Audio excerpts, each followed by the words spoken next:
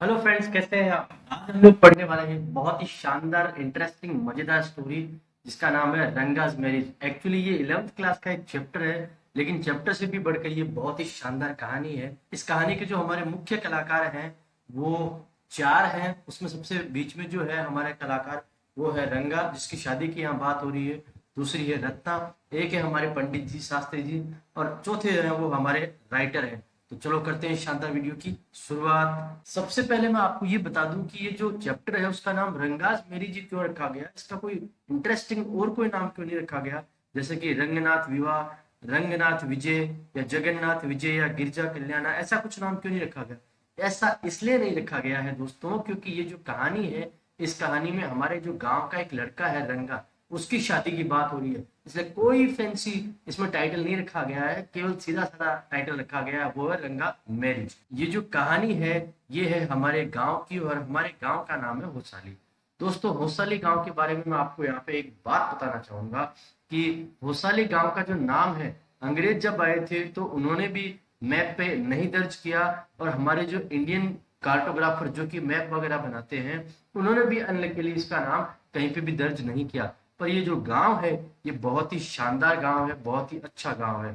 इसके बारे में अगर मैं कहूँ तो ये कह सकता हूँ, जिस तरह से हमारे इंडिया के अंदर सब लोग मैसूर को बहुत इंपॉर्टेंट मानते हैं, उसी प्रकार से जो हमारा गांव है ये भी बहुत अच्छा और बहुत ही महत्वपूर्ण गांव है। जिस प्रकार से उत्सव में हमारे करीगडप्पू एक मिठाई प्रसिद्ध है, उसी प्रकार से हमारा होसाली गांव है वो भी बहुत अधिक प्रसिद्ध है। अब अगर मैं होसाली गांव के बारे में बात करूं तो मैं आपको बताना चाहता हूं, हमारे यहाँ पे एक व्यक्ति है जिसका नाम है गुंडा भट्ट। गुंडा भट्टा जो एक ऐसा व्यक्ति है जो अलग अलग जगह पे घूम के आया हुआ है, और बहुत सारी जगह वो गया। हालांकि वो इंग्लैंड या विदेश तो नहीं गया है, लेकिन उन्होंने ये बताया है कि मैं बहुत सारी जगह घूम चुका हूँ, लेकिन मैंने अपने गांव जैसी जगह कहीं पे भी नहीं देखी है। इतना प्यारा और इतना शानदार गांव है, इसके बारे में मैं क्या कहूँ। यहाँ पे जो मैंगो ट्रीज है वो बहुत शानदार है, जो भी यहाँ आना चाहता है वो इससे जुड़ा हुआ रहना चाहता है। इतना प्यारा ये गांव है, और यहाँ के लोग और सब कुछ बहुत ही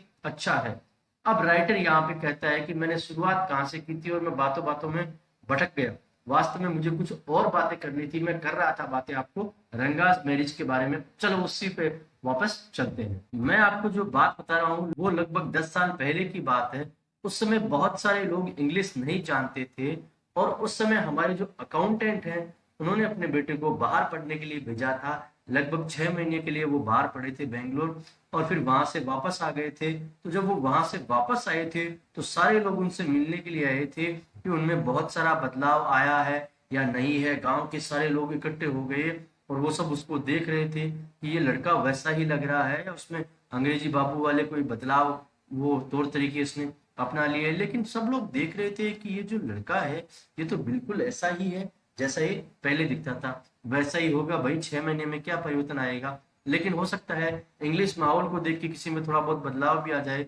एक महिला आई और रंगा के पास में देखा कि एक जनेऊ जो है उसने वो पहन रखी थी। एक पवित्र धागा होता है जो हिंदू लोग पहनते हैं। तो उस महिला ने कहा, हाँ ये तो हमारा रंगा ही है, इसमें किसी प्रकार का कोई बदलाव नहीं आया। जब इन सब लोगों को तसल्ली होगी तो वो वहां से फटाफट रवाना हो गए, और उसके बाद में वो अपने अपने कामों में लग गए। उसके बाद में मैं और रंगा, मैं कौन, लेखक हमारे, और ये जो रंगा है वो आपस में बातें करने लगे। लेखक मुझसे कहने लगा, ये लोग तो ऐसे इकट्ठे हो गए यहाँ पे जैसे कोई बंदर का खेल हो रहा हो। बस इन्हें तो इकट्ठे होने का बहाना चाहिए, किसी न किसी कारण से ये लोग इकट्ठे हो जाएंगे, और इन्हें समझ भी नहीं है कि क्या करना है। लेकिन लोग इतने उत्साहित थे कि वो रंगा को देखने के लिए आए थे, और जैसे उन्हें लगा कि रंगा बिल्कुल वैसा का वैसा है, तुरंत उसी स्पीड से वो लोग गायब भी हो गए थे। रंगा ने लेखक के पैरों को छू के प्रणाम किया, तो लेखक जो है उनसे बहुत अधिक प्रभावित हुए कि ये लड़का शहर में रहा है लेकिन इसके तौर तरीकों में और इसके संस्कारों में किसी प्रकार का कोई बदलाव नहीं आया है। ये वास्तव में बहुत ही अच्छा लड़का है। और लेखक ने उसे आशीर्वाद दिया कि जल्द ही आपकी शादी हो जाए। लेकिन मुझे लगता है कि रंगा इस आशीर्वाद को पाके खुश नहीं था। अब उसी दिन दोपहर को जब मैं आराम कर रहा था तो रंगा मेरे घर पे आया, और वो कुछ ऑरेंजेस भी लेके आया था। वो मुझसे एक मुलाकात करने के लिए आया था। हम लोगों ने थोड़ी देर में बातें की, और बातें करने के बाद मैंने रंगप्पा से पूछा कि तुम्हारा शादी का क्या प्लान है। तो उसने मना कर दिया कि मेरा शादी का कोई प्लान नहीं है। लेखक ने पूछा ऐसा क्यों भाई? उसने कहा कि मुझे सही लड़की की तलाश है। सही लड़कियां आजकल कहाँ मिलती है? मैं एक ऑफिसर को जानता हूँ जिसकी 6 महीने पहले शादी हुई थी, जिसकी उम्र 30 साल है और उसकी पत्नी की 25 है, लेकिन वो आपस में एक साथ एडजस्ट नहीं कर पा रहे हैं। इसलिए मैं किसी छोटी लड़की से शादी नहीं करना चाहता। वैसे भी मैंने हाल ही में शकुंतला नाटक देखा था और वहां पे मैंने देखा था किस प्रकार से दुष्यंत जो है शकुंतला को देखते उसके प्यार में गिर गए थे। वैसे भी लोगों को सोच समझ के ही शादी करनी चाहिए, क्योंकि ये बहुत ही इम्पोर्टेंट काम है। लेखक ने पूछा क्या कोई और भी कारण है कि तुम उस कारण से शादी नहीं कर रहे हो?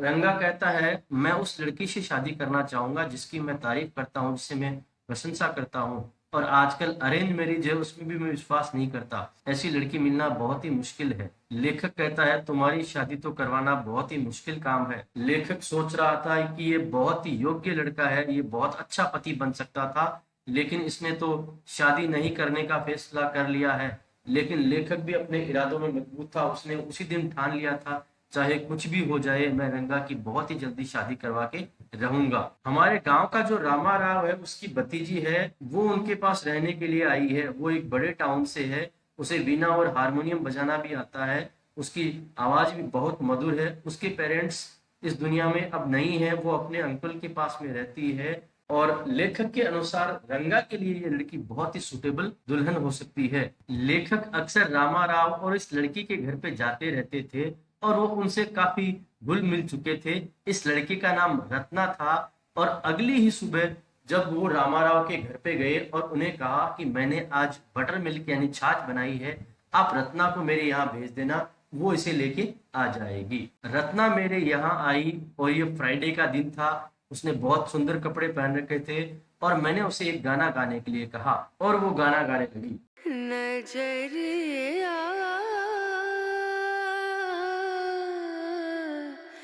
लागे नहीं कहीं ओ नजरिया। रंगा को भी बुला भेजा था और वो भी किसी समय मेरे घर पे आ सकता था।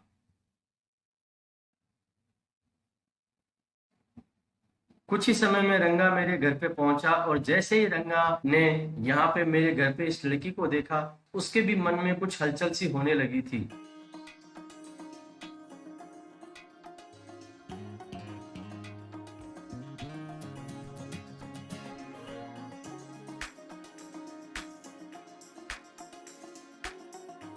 तुरंत शांत हो गई। उसने अपने गाने को बंद कर दिया। अब रंगा को ये लगा कि मैंने लगता है इसके गाने में दखलंदाजी कर दी है, मुझे वापस लौटना चाहिए। तो वो कहने लगा माफी चाहता हूँ, मैंने आप लोगों को परेशान किया, मैं वापस चले जाता हूँ। लेकिन रंगा ये कह रहा है कि मैं वापस चले जाता हूँ, लेकिन वो एकटक निगाहों से इस लड़की को देखे जा रहा था और उसकी बिल्कुल भी जाने की इच्छा नहीं थी। अंततः ये जो लड़की रत्ना है वो ही शर्मा के वहां से चली गई। थोड़ी देर के बाद में रंगा ने मुझसे पूछा कि ये लड़की कौन है? तो मैंने कहा कि कौन सी लड़की की तुम बात कर रहे हो? ये जो लड़की वो गाना गा रही थी, हाँ मैं उसी के बारे में बात कर रहा हूँ। तो लेखक कहता है कि मेरी शादी हो चुकी है और तुम्हें शादी करनी नहीं है, तो तुम इस लड़की के बारे में जानकर क्या करोगे? तो रंगा कहता है मैं तो यूं ही पूछ रहा था, क्या वो शादीशुदा नहीं है? तो लेखक ने कहा नहीं नहीं, उसकी शादी तो 1 साल पहले ही हो चुकी है। जैसे ही मैंने ऐसा कहा तो उसके चेहरे के जो हाव भाव हैं वो पूरी तरह से बदल चुके थे। वो दुखी सा नजर आया। लगता है उसे ये बात पसंद नहीं आई थी। वो मन ही मन में इस लड़की को चाहने लगा था। अब ये बात सुन के वो अपने घर की तरफ चला गया। अगली सुबह मैं शास्त्री जी के यहाँ पे गया और शास्त्री जी को मैंने कहा कि आपको स्टार्स वगैरह जितने भी हैं उनको सबको देख के अपना काम तैयार रखना है।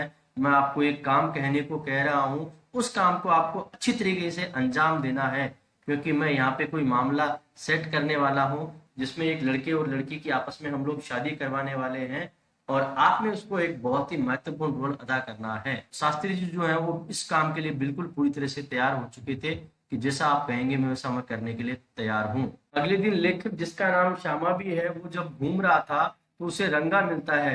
तो लेखक उसे कहता है कि क्या बात है, आज तुम बहुत ही दुखी और परेशान नजर आ रहे हो, तुम्हें कोई समस्या है क्या? रंगा कहता है मुझे तो कोई भी किसी प्रकार की समस्या नहीं है, तो तुम्हारा चेहरा जो है वो इतना मुरझाया हुआ क्यों है? चलो शास्त्री जी के पास में चलते हैं, हो सकता है तुम्हारी समस्या का उनके पास कोई इलाज मिल जाए। अब ये दोनों लोग यहाँ से शास्त्री जी के पास में जाते हैं। शास्त्री जी जो है वो अपने पोथी पन्ने को संभालते हैं और देखने के बाद में कुछ कहना चाहते हैं। अच्छा अच्छा, मुझे पता चल गया कि इन्हें क्या समस्या खाई जा रही है। जरूर ही किसी लड़की का कोई न कोई चक्कर है। मैं तो मन ही मन में अपनी हंसी को छुपा रहा था, क्योंकि मुझे पता था कि क्या क्या होने वाला है। तो ये लड़का शर्मा गया कि कौन सी लड़की की बात कर रहे हो, मैं तो किसी लड़की के बारे में कुछ भी नहीं जानता हूँ। शास्त्री जी कहने लगे, लगता है उस लड़की का नाम जो है ओशियन में जो कीमती चीजें होती है उससे जुड़ा हुआ हो सकता है। हो सकता है कमला हो, पक्षी हो, या इसी तरह का कोई और नाम हो सकता है। तो मैंने कहा रत्ना भी हो सकता है। हाँ, तो शास्त्री जी ने कहा हाँ रत्ना हो सकता है। तो मैंने कहा कि रत्ना नाम की लड़की जो है वो रामाराव के घर में रहती है। हो सकता है उसी के कारण से ये रंगा जो है बहुत अधिक चिंतित हो रहा होगा। ऐसा जब मैंने कहा तो रंगा के चेहरे पे जो एक्सप्रेशंस है वो पूरी तरह से बदल चुके थे। लेकिन उस लड़की की तो शादी हो चुकी है, अब तो हम कुछ कर भी नहीं सकते। तब शास्त्री जी कहते हैं, मुझे तो कुछ पता नहीं, शास्त्रों के अनुसार जो मुझे सही लगा वो मैंने बता दिया। इन दोनों की जोड़ी अच्छी हो सकती है। जब हम वापस लौट रहे थे तो मैंने सोचा कि हम लोग रत्ना के घर से होते हुए निकलते हैं। और मैं जब रत्ना के घर पे गया तो वो मुझे बाहर खड़ी दिखाई दी। मैं उनके घर पे गया और घर पे जाके मैं 2 मिनट में वापस आया। और मुझे ये जानकर बहुत ही अधिक आश्चर्य हुआ कि रत्ना की शादी नहीं हुई थी। और मैंने रंगा को ये बताया कि रत्ना की तो शादी नहीं हुई है। ये बात को सुन के रंगप्पा जो है वो बहुत अधिक खुश हो गया। हम लोग शास्त्री जी के पास में पहुंचे, हमने सारी बातों को सेट किया और उसके बाद में रंगा और रत्ना की शादी हो गई। कुछ वर्षों के बाद में रंगप्पा जो है बहुत ही हंसी खुशी के साथ में मेरे घर पे आया। वो मुझे डिनर के लिए इनवाइट करने के लिए आया था। तो मैंने पूछा कि आज कौन सा उत्सव है जिसके कारण से आप मुझे डिनर पे बुला रहे हो। तो रंगप्पा ने कहा कि आज श्यामा का बर्थडे है, वह 3 साल का हो चुका है। वास्तव में रंगा और रत्ना का जो बच्चा है उसका नाम भी श्यामा रखा गया है और आज उसका तीसरा बर्थडे था। अब लेखक जो है वो उससे रत्ना के बारे में पूछते हैं कि रत्ना कैसी है, रत्ना का स्वास्थ्य ठीक है क्या? तो वो कहता है कि हाँ रत्ना बिल्कुल ठीक है। अब लेखक कहता है कि वो 8 महीने से प्रेग्नेंट है तो उसकी सहायता कौन करता है? तो रंगा कहता है कि मेरी सिस्टर आ चुकी है, वो उसकी सहायता करती है और वो उसे किसी प्रकार की परेशानी नहीं दी जा रही है। मैं उनके घर पे गया और मैंने वहां पे डिनर किया। मैं श्यामा के पास पहुंचा, उसे किस किया, उसे गिफ्ट दिया और उसके बाद में मैंने उनसे अनुमति ली कि अब मुझे जाने की अनुमति दो और मैं अक्सर यहाँ आता रहूंगा। मैं उम्मीद करता हूँ आप लोगों को ये कहानी बहुत पसंद आई होगी। इस क्लास के अन्य वीडियोस को देखने के लिए प्लीज हमारे चैनल को सब्सक्राइब करें। Thank you so much.